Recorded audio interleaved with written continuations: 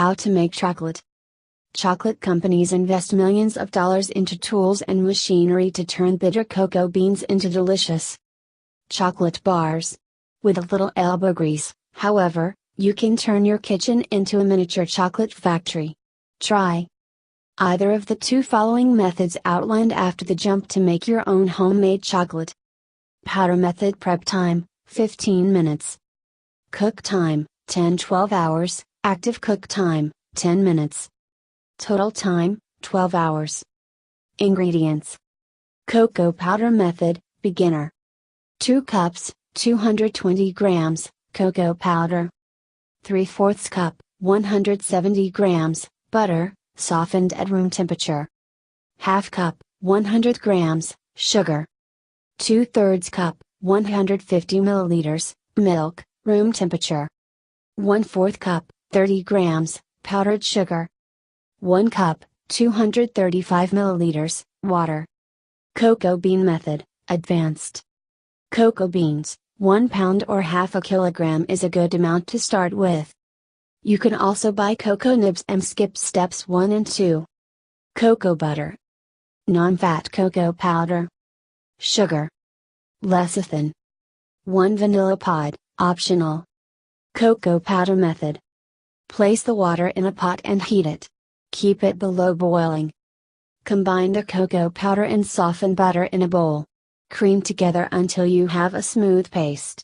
Use a fork, food processor, or even an immersion blender to eliminate lumps. Add the cocoa powder mix to the hot water and stir. Allow the temperature to rise back up.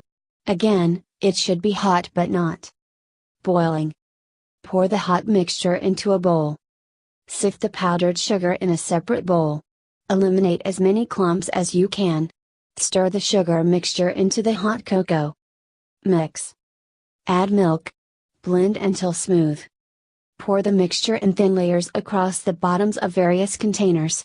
Since the chocolate will take the shape of the container, a rectangular casserole dish will work well for rectangular. Harden overnight in the refrigerator or freezer.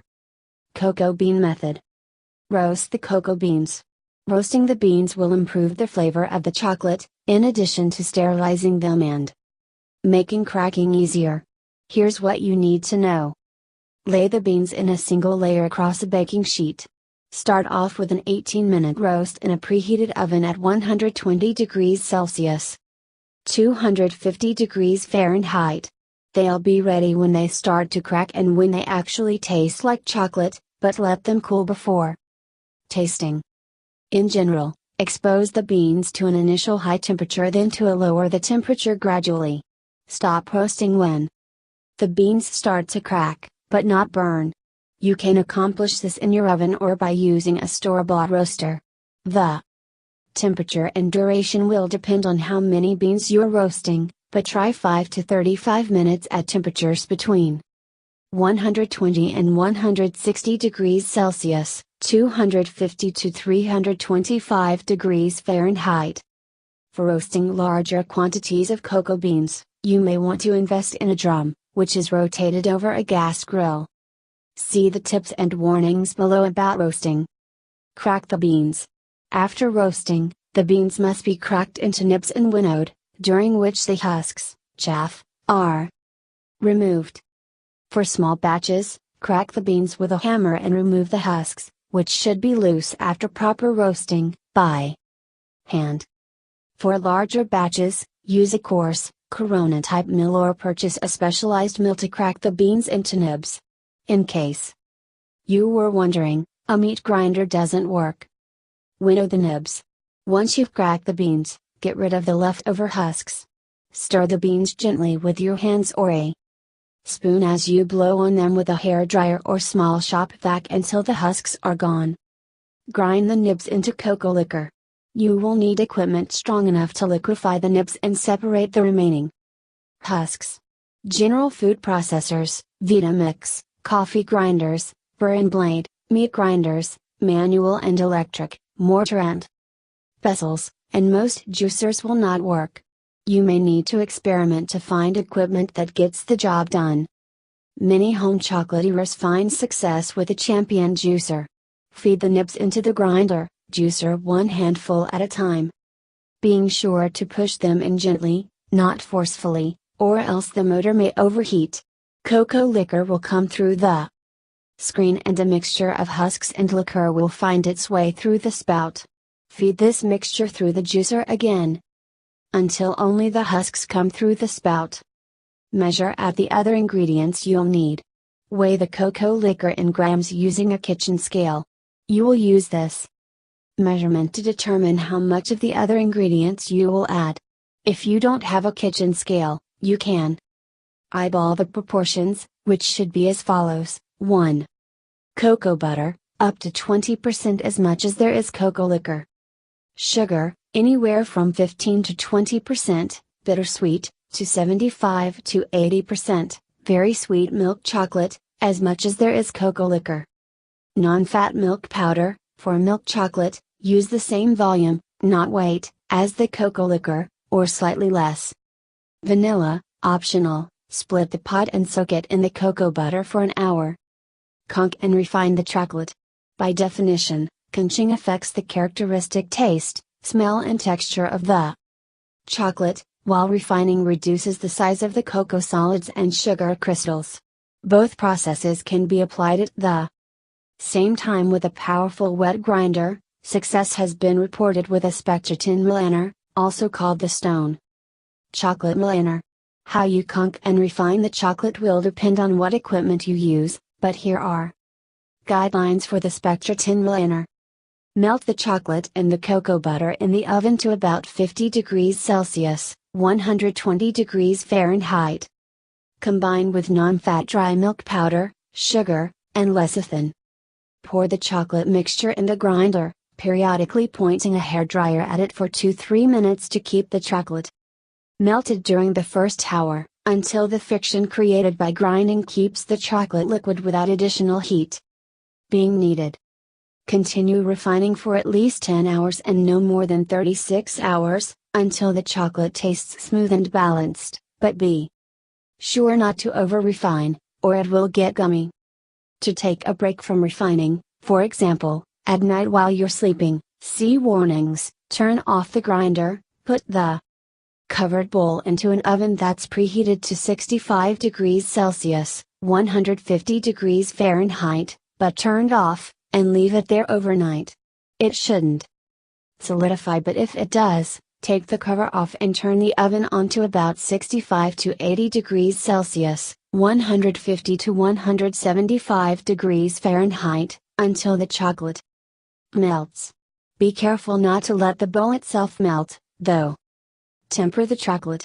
This is likely the most difficult part of the process, but it ensures that the chocolate will be shiny and have a snap to it, rather than being matte and soft enough to melt in your hands. However, the great thing about tempering is you can redo it as many times as you need to get it right, and the chocolate won't be ruined.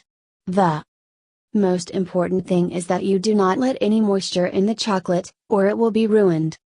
Melt the chocolate carefully. You can accomplish this in the oven if you are using larger quantities of chocolate, or you can use a double boiler on the stove. It's your choice, just make sure that the chocolate does not burn, keep stirring. Always melt more than 1.5 pounds, 680 grams, of chocolate, as any less and tempering could prove difficult. When the chocolate is melted to a temperature of around 45 to 50 degrees Celsius, 110 to 120 degrees Fahrenheit, transfer it to a dry, cool bowl and stir until the chocolate temperature drops to about 38 degrees Celsius, 100 degrees Fahrenheit. Use a candy thermometer to gauge the temperature. The chocolate in the bowl should remain at the same temperature while you work with chocolate outside of the bowl.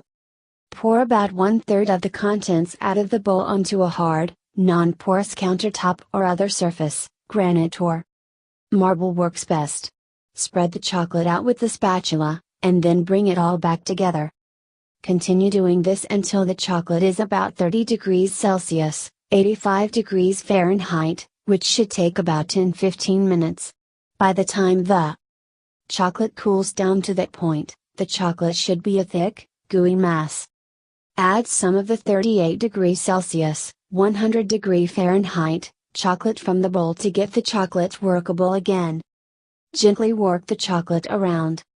Return the chocolate back into the bowl with the 38 degrees Celsius, 100 degree Fahrenheit, chocolate.